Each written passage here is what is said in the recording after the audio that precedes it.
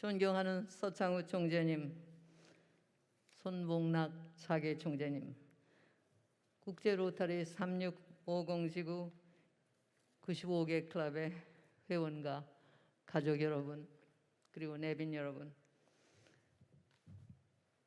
반갑습니다. 한국에서 국제 로타리 지구 제60년차 지구 대회를 개최하게 된 데 대해서 우선 축하드리고 저를 불러주신 데 대해서 감사드립니다.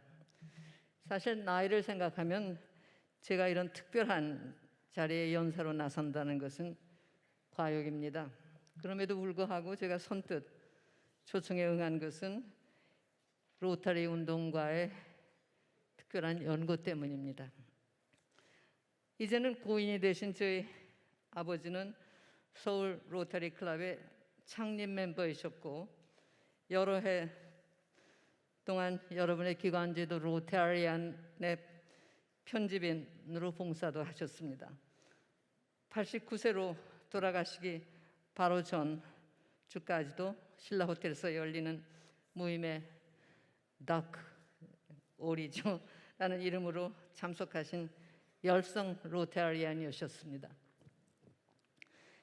아버지 덕분에 저도 이따금 로타리 행사에 초청받았고 언젠가는 딸이 연사로 나왔다고 한 번, 하버드를 다녔다고 한 번, 두 차례 연거푸 아버지가 벌금을 무시는 것을 봤습니다.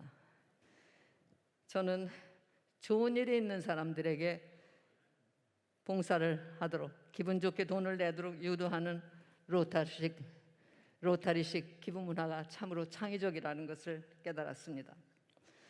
그것이 인연이 되어 제가 핀란드에서 대사를 근무할 때는 명예 로타리안으로 초청받아 대인 외교의 지평을 넓히는 일을 쉽게 할 수 있었습니다. 오늘 여러분께 드릴 말씀의 제목을 극단의 시대의 로타리 운동이라고 다소 도전적으로 잡은 것은 로타리 운동에 대해 제가 가지는 특별한 애착과 기대 때문입니다. 그리고 봉사를 통해 삶의 변화를 가져온다고 하는 이 주제도 의식을 했습니다. 죄송합니다.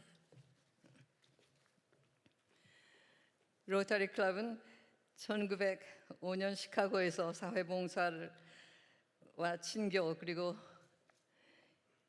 인격 함양을 목적으로 실업가 몇 사람이 로타리식으로 모임을 가지는 데서 출발했습니다. 이 운동은 미국에서 시작되어 카나다와 영국으로 먼저 확산되었기에 자연히 자유민주주의와 시장경제라는 서구 중심적 가치를 존중하는 바탕 위에서 전개되는 국제적 자원봉사 운동이었습니다. 그 때문에 나치나 공산주의 정권들로부터는 때때로 눈초리를 받기도 했고 역으로 어떤 클럽들은 나치와 공산주의와 연루된 사람들을 회원에서 배제함으로써 종교나 정치적 편견에 근거한 차별을 금지한다는 자체 기준에 위배된다는 항의를 내부로부터 자초한 일도 있었습니다. 그럼에도 불구하고 정치적 종교적 차이를 뛰어넘어 우호와 설린을 도모하며 국경을 가로지르며 자원봉사 활동을 펼친다는 로타리의 포용 정신은 지구촌을 하나의 공동 운명체라는 의식을 함양하는 데 큰 도움이 되었습니다. 특히 제2차 세계대전 이후 미국의 영향력이 전 세계적으로 확대되면서 로타리 운동은 영미의 사회봉사와 봉사 전통의 정수를 보여주는 본보기로서 급속하게 세를 확산했으며 자유민주주의적 시민정신 전파에도 크게 공헌했습니다. 우리나라에서 로타리 운동이 시작된 것도 그런 미국의 전반적 영향 확대라는 맥락에서 이해할 수 있을 것입니다. 그 전까지만 해도 우리에게는 생소했던 자발적 사회봉사 개념에서부터 회원 모집과 회계관리, 회의 진행 방식 등 우리에게는 새로 배워야 할 것이 굉장히 많았고 국제적 규범을 열심히 익혀야 했다는 것을 압니다. 서울 로터리 클럽은 회원의 다수가 외국인이 아니라 한국인이 된 후에도 영어로 회의를 진행하고 외국인 방문객들을 환영했습니다.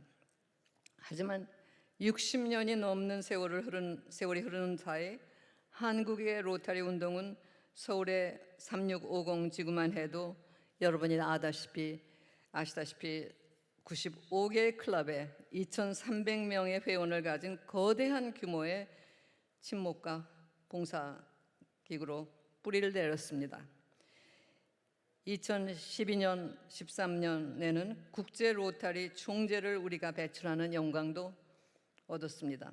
이제는 배우는 입장이 아니라 이 운동을 전 세계로 전파하는 책임도 져야 하는 로터리 선진국이 되었다는 이야기입니다. 60년은 사실 짧지 않은 세월입니다. 그 사이 세상은 크게 변화했고 특히 정보기술 혁명 시대에 접어들면서 그 변화의 속도는 보통 사람들의 상상을 초월할 정도로 빠르고 깊이가 대단합니다. 그런데 그런 변화가 반드시 우리가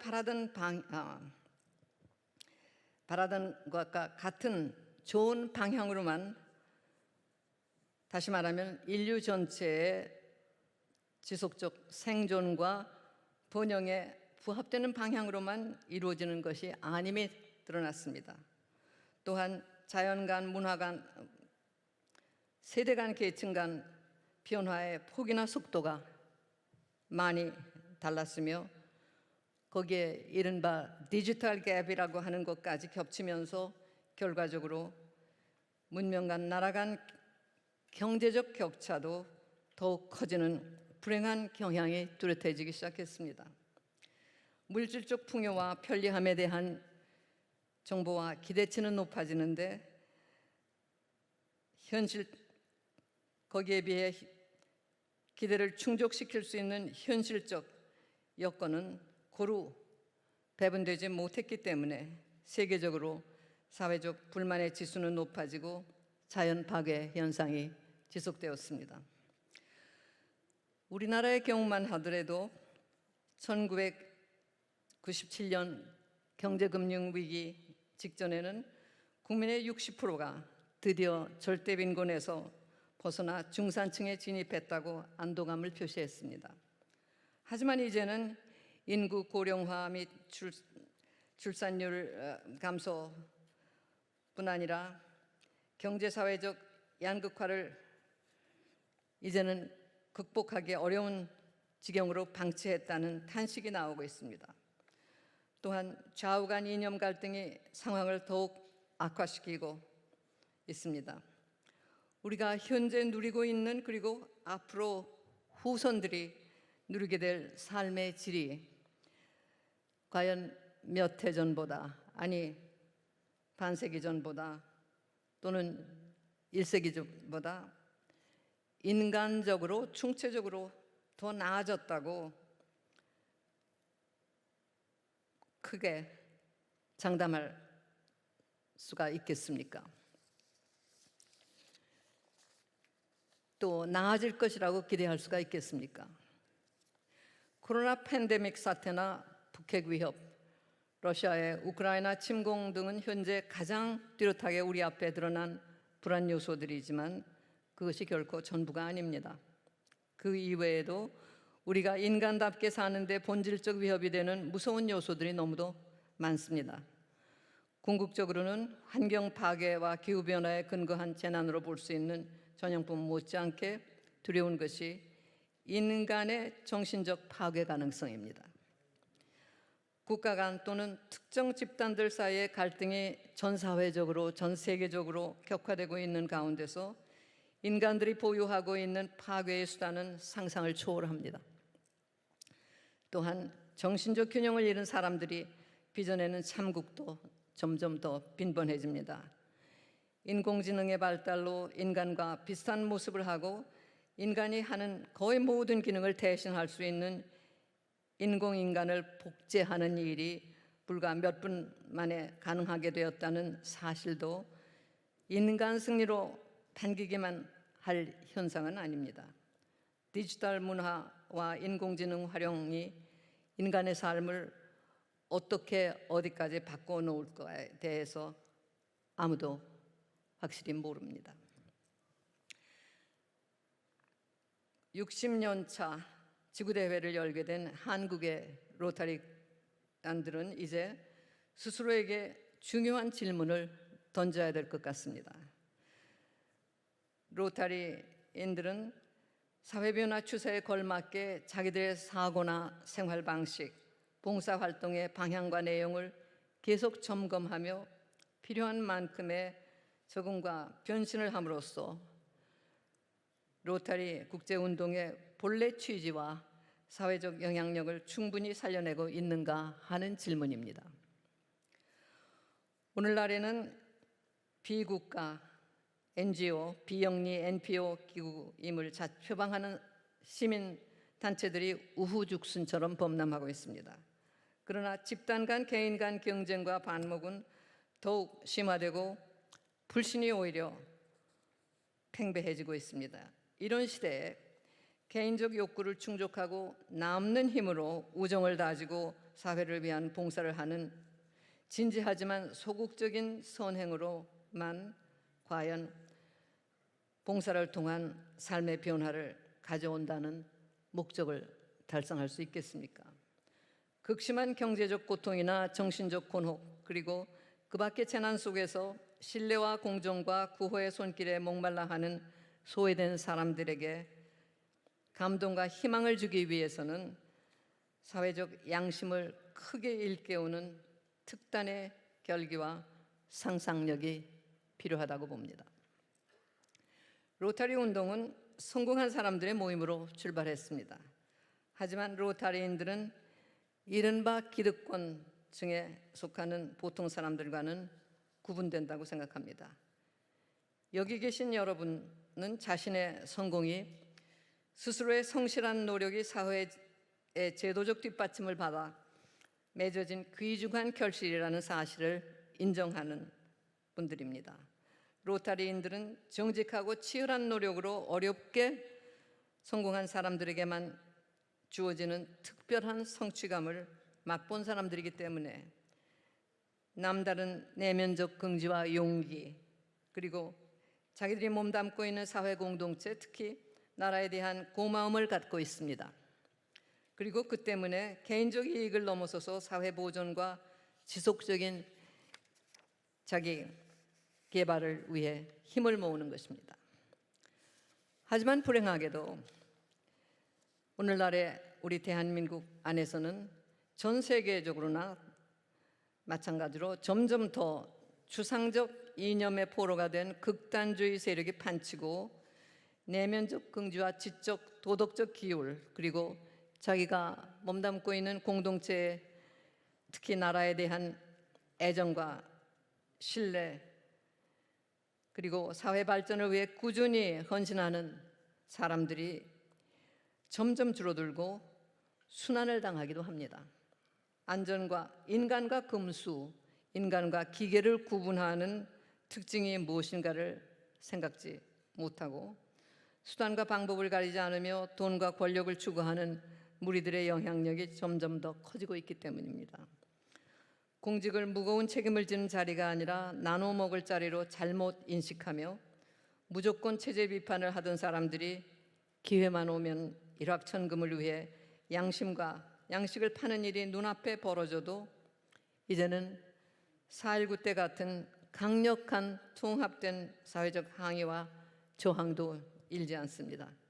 오히려 저들의 눈치를 보며 아부하고 이권을 챙기려는 비열한 인간들이 큰 소리를 칩니다. 자기의 삶에 대해서는 자기가 책임을 진다는 자립정신으로 죽기 살기로 노력하기보다는 나라가 먹여 살려주는 것이 당연하다고 여기는 풍조가 젊은이들을 사로잡고 있고, 남들의 성공은 헌신적 노력의 결과가 아니라 금수저를 입에 물고 태어난 특권층의 이기주의와 자본주의가 낳은 불공평이고 사회 악이라고 보는 극단적 편견에 젖어들기도 합니다. 그런 사람들일수록 여러분들 행하는 것 같은 자발적 사회봉사라는 것을 위선이라고 폄하하며 냉소적으로 받아들이는 경향이 있습니다. 그런가 하면 자기들은 시민사회라는 명분으로 정부나 기업체들로부터 지원을 받는 것을 당연한 권리라고 여깁니다. 시민사회와 봉사단체들이 이처럼 크게 오염되어가는 상황에서 로타리안들이 전통적 방식의 사회봉사와 우위 강화 활동에만 머문다면 그것은 끼리끼리의 친목 활동 이상의 의미를 갖기 어렵고, 그 친목 속에도 불순물이 끼어들지 않으리라는 보장이 없습니다. 그렇다면 로타리 클럽식의 고전적 사회봉사 활동은 필요 없다는 이야기겠습니까? 물론 아닙니다. 지금처럼 민간 차원의 순수한 자원봉사와 용기 있고 헌신적인 상부상조가 절실히 필요한 때가 없었습니다. 지금처럼 다방면이고 다차원적인 거대한 위기 앞에서 사회가 지금처럼 분열되고 인정이 메말랐으며 국가도 갈피를 못 잡고 있던 적이 없었습니다. 그런데도 우리 정치인들이나 일반 서민들은 바쁜 삶에 고달픈 나머지 닥쳐오는 거대한 위기의 심각함과 국민적 결속의 긴박성을 깨닫지 못하고 자기 이익 챙기기에만 여념이 없는 듯하니 일찍부터 사회적 책무에 대한 감각을 길러온 우리 로타리안들이 우리가 하나의 운명 공동체임을 일깨우는 일에 적극적으로 앞장서야 할 때라고 생각합니다. 나치 시대의 홀로코스트 속에서도 유대인들이 일부 살아남을 수 있었고, 6.25 전쟁의 참화 속에서도 우리 민족이 그나마 희생을 최소화할 수 있었던 것은 그때까지도 사람들이 인정과 도리로 결속되어 있었던 덕분입니다. 정신이 살아있었기에 자신의 목숨이 위태로워도 순환당하는 이웃을 숨겨주며 도울 줄 알았습니다. 뭉치면 살고 흩어지면 죽는다라는 건국 대통령 이승만 박사의 말씀은 결코 수사학적 과장이 아니고 지극히 현실적인 동료였음이 드러나는데도 지금 현재 우리는 그 어느 때보다도 분열되고 있습니다. 여러분이 아시다시피 정치와 종교 문제에는 개입하지 않는다는 것이 로타리 운동의 원칙입니다. 하지만 그것은 정치와 종교적 견해자에 근거한 편견과 차별을 배격한다는 뜻이지 정치의 중요성이나 종교적 도덕적 가치 자체를 부정한다는 이야기는 아닙니다. 로타리안들은 모임을 가질 때마다 자기가 하는 말과 행동이 정직하고 공정하며 사회적으로 이롭고 서로 간의 우위를 다지는 데 도움이 되는가를 스스로에게 묻습니다. 바로 그러한 다짐을 이제는 소극적이 아니라 적극적 자세로 해석하며 행동으로 옮길 때가 된 것이라 생각합니다. 지금처럼 나라가 분열의 위기에 처해 있고 정치인들에게만 맡길 수 없는 상황에서는 의식 있는 민간인들, 특히 혜택 받은 사람들이 앞장서서 갈등과 분열의 깊은 원인이 어디 있는가를 반성하고 본질적 치유책이 무엇인가를 냉정한 객관적 시각으로 찾아내어 실천에 옮기려 노력하는 것이 가장 높은 차원의 사회봉사가 아닌가 생각합니다. 사회가 심히 분열되어 극단적 반목으로 치닫는 데에는 여러 가지 원인이 있습니다.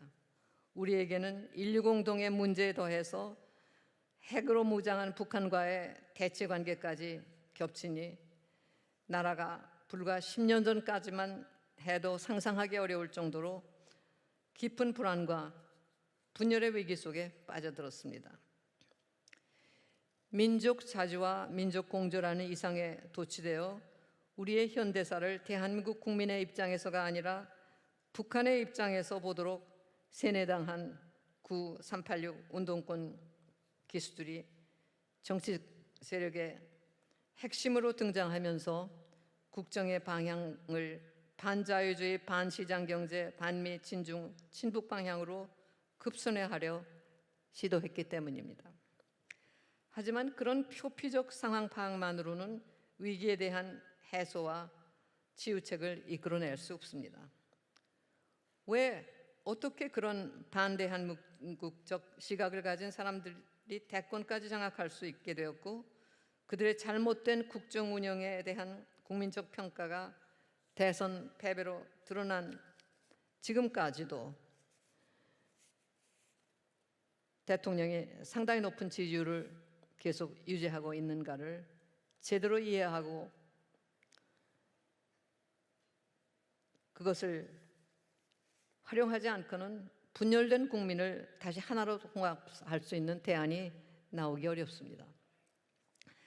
많은 사람들이 극심한 소외감을 느끼며 자유민주주의 체제를 뒤엎지 않은 선동에 쉽게 호응한 가장 포괄적 이유는 유달리 빠른 속도로 경제 발전을 이룩하는 사이 새로운 계층 분화가 이루어졌고 특히 1999년, 98년 경제금융위기 이후로는 경제적 지위의 양극화 현상이 심화되었다면서 찾을 수 있음을 우린 다 압니다. 그에 더해 인기영합적인 이른바 소주성 정책, 탈원전 또 코로나 사태까지 겹치면서 마치 70년간 쌓아올린 경제발전의 토대가 여러 면에서 한꺼번에 무너지는 듯한 불안이 닥친 것입니다. 하지만 객관적 현실이 아무리 어두워 보인다 해도 그것이 국민 모두가 함께 겪는 어려움이라는 인식과 국가에 대한 신뢰만 있다면 사회는 분열되기보다 더욱 단합할 수도 있습니다. 그러나 우리 대한민국은 반공 자유민주주의 공화국으로 새로 태어나오면서부터 지금까지 계속 기회만 있으면 이 체제를 전복시켜 북한의 사이비 공산주의 체제로 통합시키려는 적들을 내외로 품고 있었습니다. 저들은 남한에 거주하는 주민들 사이에 불만의 징후가 조금만 보이면 그것을 틈타 대한민국을 분열시켜 전복하려는 시도를 했습니다. 다행스럽게도 우리 국민의 잘 살기 위한 악삭 같은 노력 덕분에 한반도에서처럼 뚜렷하게 공산주의 체제에 대한 자유민주주의 체제의 우월성이 현실로 증명된 사례가 없었습니다. 그 때문에 우리 대한민국에서는 자유와 반공, 각자가 자기 자신을 위해 자기 힘껏 뛰고 그 결실을 누린다는 그러한 이 통치 철학, 그런 자유민주주의와 반공이 동전의 양면같이 받아들여지지 않을 수 없었고 김대중 정부 시절까지도 국회에 진출하는 정당들은 야당들까지도 반공과 대한민국 중심의 평화적 민족 통일을 지향한다는 면에서 모두 보수였습니다.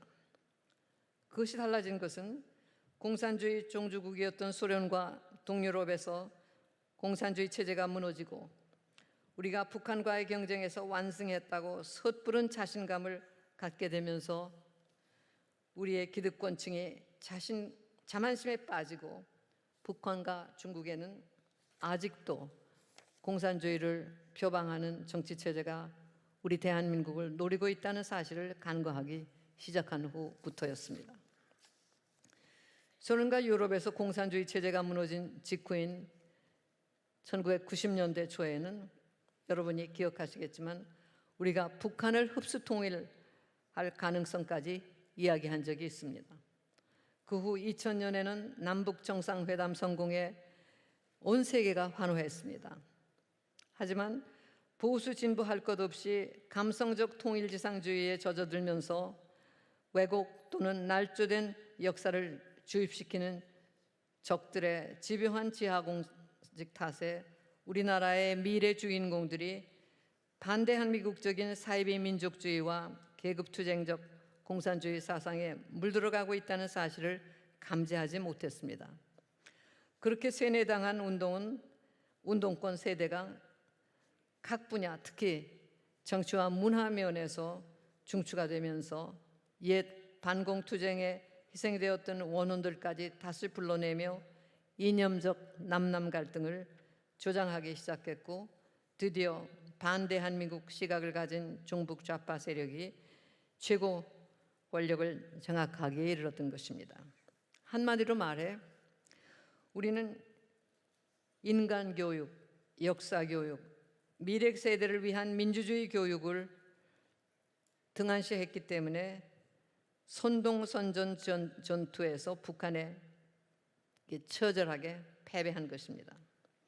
그 때문에 한강의 기적을 이룬 나라가 실패한 국가로 판정난 지 오래된 북한의 눈치를 보는 처지로 몰렸으며 사회 분열과 갈등은 예고된 결과였습니다. 자기는 누구에게도 피해를 준 적이 없으며 사회적 선의로 가득 찬 삶을 살고 있다고 스스로를 믿고 열심히 살아온 여러분 로타리안 같은 분들은 자신도 모르는 사이에 자기가 민중의 적, 역사의 죄인으로 낙인 지키는 그런 과정이 물밑에서 진행되고 있다는 것을 상상하지도 못했습니다. 사회봉사 활동이 소외된 사람들의 마음을 움직이는 열쇠가 되려면 봉사하는 측은 무엇이든 남에게 주고 베풀 수 있는 처지에 있다는 사실 자체가 큰 축복이고 특전이라는 의식을 갖고 상대방의 의사와 자존심에 대한 충분한 고려를 할 줄 알아야 합니다.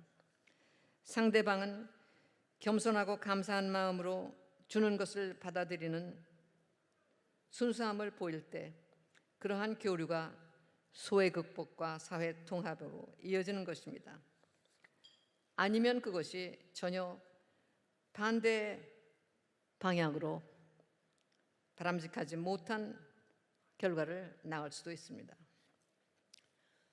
물고기를 나눠주기보다는 고기 잡는 방법을 가르쳐주라는 말이 있습니다.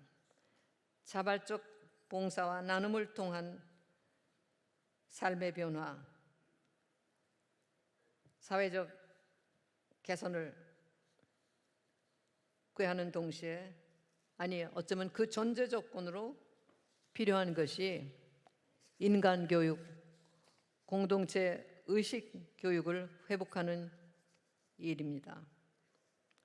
말하자면 봉사를 하는데 종사하는 동시에 봉사를 할 만한 사람들을 빨리 많이 길러내는 것이 더 중요하다는 이야기가 되겠습니다. 그리고 또 그 봉사를 순수한 마음으로 감사하게 받아들이며 협동하는 그런 교육도 필요합니다. 사회 갈등이 격화되기만 하는 더 깊은 근본적인 원인은 어찌 보면 경제적 처지와 차이만 존재하는 것이 아니고 그보다도 인류 보편의 도덕적 가치, 이미 불문율로 내면화되었어야 할 상식과 양심을 바탕으로 하는 냉정한 비판적 사유의 능력이 우리나라에서 심히 결핍되어 있기 때문에 이성적 대화 자체가 불가능하게 된 탓이라고 저는 생각합니다. 절대 가난 속에서도 우리는 지금처럼 분열되고 반목하지 않았습니다. 냉정하게 생각해 볼 때 그간 우리가 대한민국 국민의 특별한 교육열이라고 자랑했던 것은 출세역의 대명사였을 뿐 진정한 의미의 교육에 대한 관심과 갈구가 아니었습니다. 잘 살아보세라는 구호 아래 대통령까지도 무한 경쟁만을 외쳤습니다. 그러는 가운데 자라나는 사람들은 인간이 무엇이고 어디서 어디로 가는 것이며 어떻게 사는 것이 사람답게 사는 것인가를 깊이 생각하고 고민하는 태도를 배우지 못했습니다. 우리의 공교육은 교육의 기본 목적이 인간들끼리 서로 싸우고 죽이기보다는 서로 격려하고 협동하며 사는 것이 훨씬 더 현명한 일임을 가르치고 학교라는 이상적으로 고안된 공동체 생활을 통해 그것을 체득하게 하는 데 있다는 교육의 기본 철학을 무시했습니다. 학생들이 시험 점수 잘 받는 기계처럼 훈련받도록 방치했고 학부모들도 그에 대해 항의를 별로 할 줄 몰랐습니다. 선의의 경쟁은 학생들이 가지고 있는 잠재력을 최대로 개발하도록 만들기 위해 필요하지만 경쟁에서 질 때는 깨끗이 승복하는 것이 재기의 시작임을 가르치지 못했습니다. 성적의 상대평가가 곧바로 상급학교 진학기회 배분의 잣대로 쓰이는 비교육, 반교육이 확대 재생산되는 가운데서 우리 사회는 점차 도덕적 사유, 긍정적 의미의 사회 비판 능력을 상실한 것입니다. 대학생이 되어서도 민주주의나 정의, 공정, 자유 같은 추상적 이상의 현실적 실천 문제에 대해 깊이 공부하고 고민해 볼 겨를이 없이 독재 타도, 친일 타도라는 단순한 구호를 압축하여 행동으로 들어갔습니다. 정치적, 사회적 현실의 복잡성과 냉혹함에 대한 이해나 감각은 전혀 기르지 못했습니다. 그 때문에 민주화라는 명분 아래 권력을 위해 권력을 추구한 야심가들이나 대한민국의 파괴를 목표로 하는 불순 세력의 솔깃한 선동에 쉽게 빠져들었습니다. 그 결과 자기들이 선출한 대통령을 투옥시키거나 탄핵하는 것을 마치 민주화의 성공 사례인 듯 자랑하며 세계인들이 영웅으로 주앙하는 자기 나라의 과거 지도자들을 근거 없이 매도하여 역사의 구렁텅이 속으로 파묻으려 하는 국민적 자살 행위가 반복하여 일어났습니다. 일반 국민은 물론이고 그들을 이끌어 나가야 할 정계, 학계, 언론계, 문화계 인사들이 아니 어쩌면 그들이 국민들보다도 더욱 심하게 황금률이나 중용 같은 인류 보편적 도덕적 가치를 존중하고 이성적으로 사물을 판단할 줄 아는 능력을 상실했기 때문에 내로남불이라는 천박하게 들리는 신조어까지 새로 등장해야 했던 것입니다. 교육이 이처럼 잘못된 데 대한 책임은 대한민국 기득권 세력의 무지와 이기주의, 곧 지적, 도덕적 나태에 있지 다른 데 물을 수 있는 것이 아닙니다. 그처럼 그것을 깨닫는 데서부터 진정한 의미의 교육은 다시 시작될 수 있고 이제는 고질처럼 되어버린 궤변과 극단주의의 만연 현상도 그에 따른 국민 분열도 극복할 수 있을 것입니다.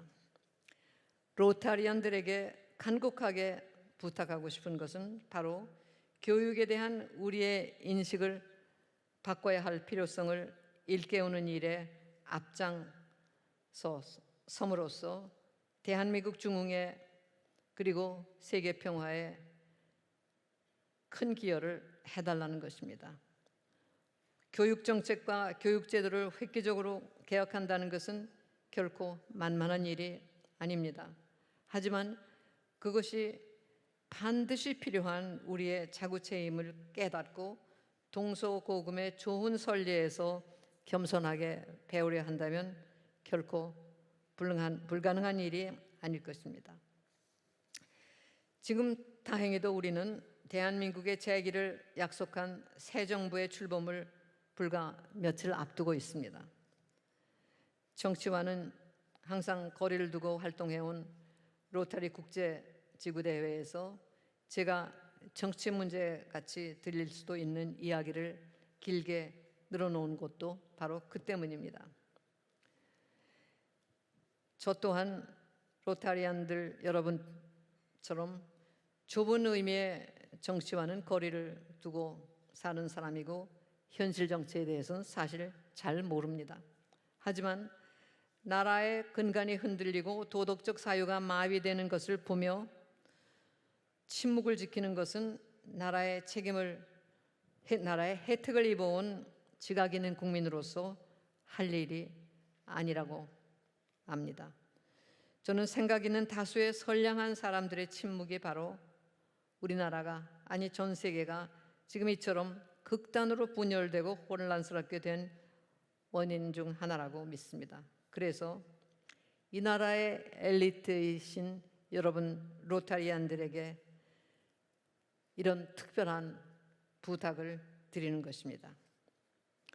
제한된 시간에 너무 야심찬 주제를 다루다 보니 두서없는 이야기가 되었습니다. 사실 제 역할은 문제를 제기를 하는데 끝나는 것이고 해답은 여러분들의 몫으로 남기는 것이 처음부터 제 의도였습니다. 로터리 운동이 갖고 있는 엄청난 잠재적 가능성을 더욱 활성화하고 친목과 소극적 의미의 사회봉사와 설리는 호를 넘어 이 나라의 정치적 도덕적 기초를 바로잡는데 그리고 세계 평화를 가져오는데 여러분이 핵심적 기여를 하고 그에 상응하는 자부심을 느끼게 되는데 오늘의 제 발제가 도움이 됐기를 바랍니다. 진부한 이야기를 경청해 주셔서 감사합니다. 네, 다시 한번 열정적인 강연을 해주신 이인호 교수님께 뜨거운 박수를 보내주시길 바랍니다.